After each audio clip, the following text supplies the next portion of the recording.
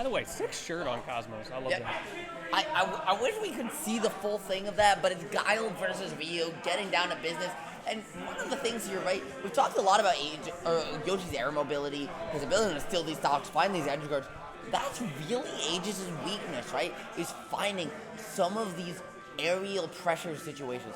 When they put you off stage, avoiding these edge guards, Yoshi can really thrive there. But also, it just doesn't have to go up against Yoshi when they go high. You can just stay grounded and catch their landing over and over again. One thing that I think that Burst is going to be well warmed up to in this matchup is that spacing game. Oh, baby. Has had to deal with Game & Watch, has had to deal with all sorts of annoying spacing from Greninja, these characters who like to keep you at a specific range. And now he's just doing the same thing against Aegis. Yeah, it does definitely feel like that he's kind of warmed up for the style of play that Aegis benefits from, as you mentioned. But really, I think Cosmos does something very different, right? He's willing to slow the game down, whereas a lot of the players we've seen Burst play so far are looking to speed it up against him. I like Cosmos leaning on Foresight the way he has been here. Unfortunately, it just hasn't worked out quite yet, and Burst able to take this first off, trying to push the mileage a little bit further, but Cosmos recognizing the overextension and closing it out. Yeah, it's very important when you're in those situations. You can't let that lead get away from you, which, like, of course, it's easy to say on paper, but the slight difference of closing out that stock there versus letting Burst get a couple more combos and then you're both at kill percent completely changes the pacing of the game, and it makes it so much easier for it to snowball.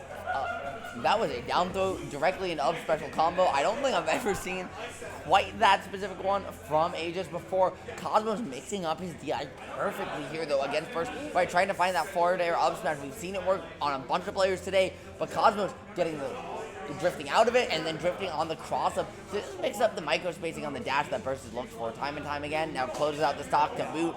It feels like Cosmos is just out-disciplining Burst a little bit here and forcing him to swing a couple too many times per stock. It was close, though. That last stock, there was a moment where Cosmos, when he was on Pythra, did an unsafe down air onto the ledge, didn't space it quite, and the hitbox didn't come out, and Burst wasn't able to fully capitalize, but if he had, could have gotten that stock lead just like that. Yeah, man. Okay, looking for so much pressure here. Here, Cosmos is forcing him to the ledge. This damage is disgusting right now, Lentini. If he wants to, he can swap to Pythra, and there it is to look for the edge guard, the ledge trap. Calling out the double jump armor perfectly, but just wasn't able to get the spacing right. However, he can back throw you to ledge and do it all again. Burst is forced to just run away this whole time. Opts to go back to the Mythra. I think feeling a little bit overwhelmed in the neutral. I kind of like that decision, at least until you get your opponent into a safe ledge trapping scenario. You also just want Foresight on deck to find a way out of the corner, right? Because if Yoshi pushes Aegis off stage, it's kind of over. Cosmos needs to find a way to stay grounded at all costs. I like to say that this character, win or lose, is kind of just DLC Little Mac, and it really feels that way for the Foresight.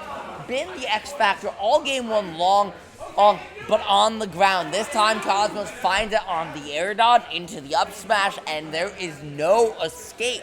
It's the classic for a reason. Cosmos plays really solid, honest, fundies Pythra Mythra. The stuff you expect to see just executed at the top level.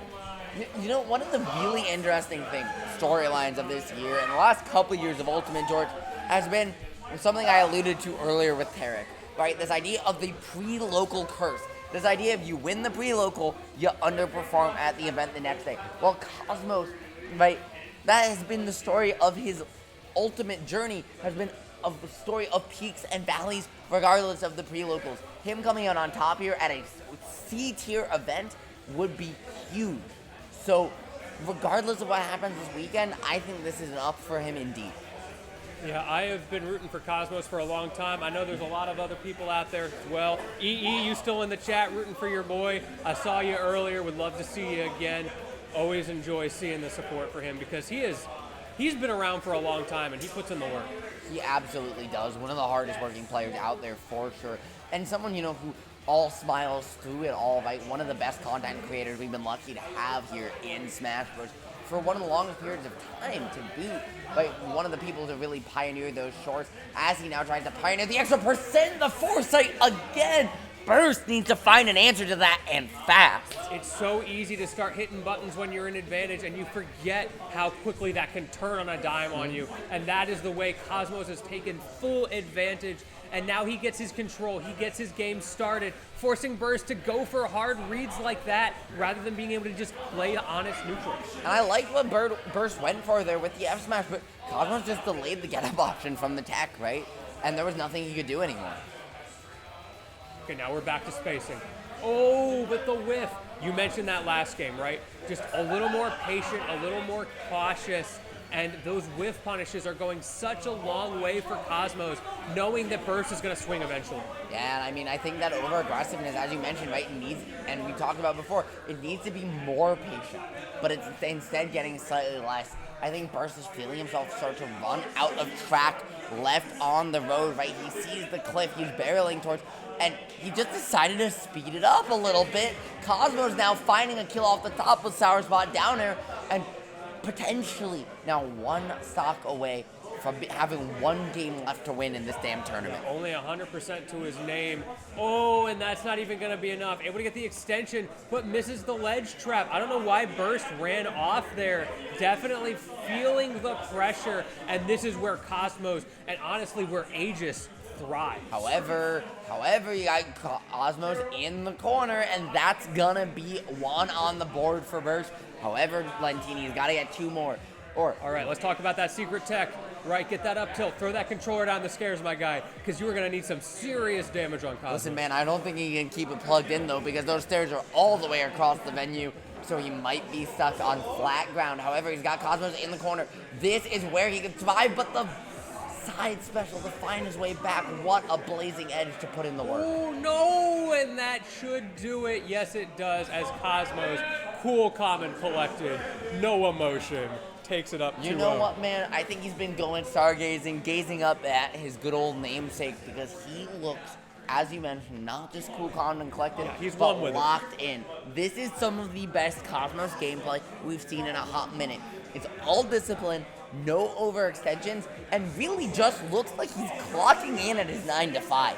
And we've seen throughout this whole tournament how good Burst is. This isn't just Cosmos playing up against Burst when he's cold, maybe on an off day. Dude has been hot. Oh. And he is showing us that he's been hot, changing to that red, hot, chili pepper Yoshi skin. Yeah, but, I mean, he just went to what I think we would widely consider Aegis' best stage in the entire game by a pretty wide margin here with Final Destination. She's just so fast at trapping your landings, and with nowhere to mix it up, Yoshi kind of often gets forced to go to the ledge. However, his air acceleration does give him drift to force Aegis to work a little bit harder. I just don't see what Burst gains by going here. Yeah, this is an interesting pick. But honestly, Burst has had some unexpected picks throughout the whole night and has done very well. Maybe it's just as simple as, I bet I can keep Cosmos from landing. Yeah, I think that's what it is. I think he's trying to prevent Cosmos from having additional ways to land to try and force more of these end guard situations, right? Cosmos has done such a good job utilizing the platforms to maintain stage control and keep his feet on the ground that I think Burst is just looking for him to force himself in the air a little bit more to get him off stage to really steal these stocks just and like the that. option select, checkmate. What was Cosmos even supposed to do there? Nothing. And that's why Burst went here. And I think, answering my own question, right? That Cosmos just hasn't had an answer because he can't keep his feet on the ground, right? Even though this is where Aegis loves to stay, the fact that she can't stay grounded, that she has to fight Yoshi in the air, is not where she wants to be at all, Jordan. Yeah, this is a fascinating statement coming out from Burst. Three stock. That game wasn't even 2 minutes long. Right? That was literally Cosmos got hit, and where does he go? Right? He has to burn options, and he can't land on a platform to reset his resources. Right? He has to get all the way back down.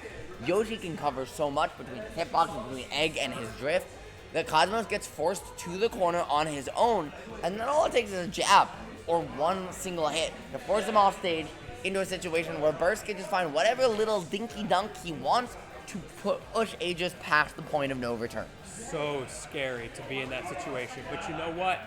Cosmos has a lot to work with here. He needs to get 1, Burst needs to get 2, and then 3 more. Gonna be so hard to come back into this against someone who's so consistent as Cosmos.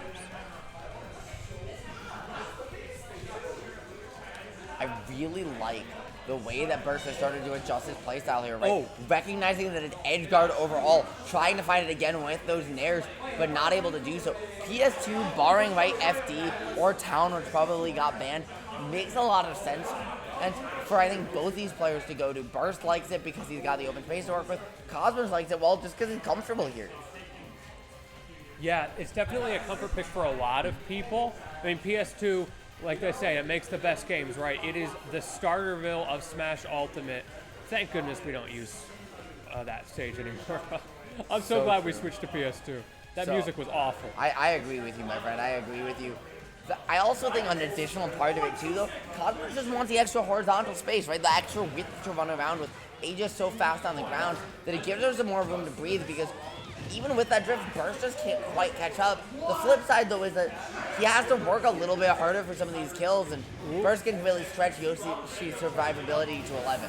Ooh, not the best DI from Burst on that F-tilt, and it gave Cosmos so much time to set up with that huge meaty hitbox to edge guard, and now Cosmos has his opportunity to, as we say, start running away with it. Yeah, he's, absolutely starting to run away with the second stock. 143, Pythra especially, not the heaviest in the world. And Burst just hasn't been able to find these hits, right? Cosmos utilizing that grounded movement we talked about earlier, combined with the extra width here to force Burst into an aggressive situation, and then he just runs out of airtime. Once he gets caught in landing lag, that's when Cosmos is pouncing. Yeah. Oh, falls out of it. Doesn't matter. Okay. For a second, I thought Cosmos was going to live. He just semi-spiked him with down air by pushing him against the slope. He did. That is the most creative Yoshi stock I think I have ever seen. I feel like you would have died anyway, though, right? At like that percent on a down air? I mean, probably, but I mean, the either fact way, that he forces the situation against Mytha there, and that works at almost any percent, is really cool. Yeah, that's the scary thing. And it works I think at any that's percent. like the late meta optimization that you are scared to see from a character as consistent as Yoshi. I would love to see Burst find ways to use that in the future, because that looked like a setup, like you were saying, like running up against the edge. It's a comfort stage for him. Maybe he actually knows how to pull that together consistently, and if so, that could really advance the edge guarding meta for Yoshi. Because that's the downside of this character.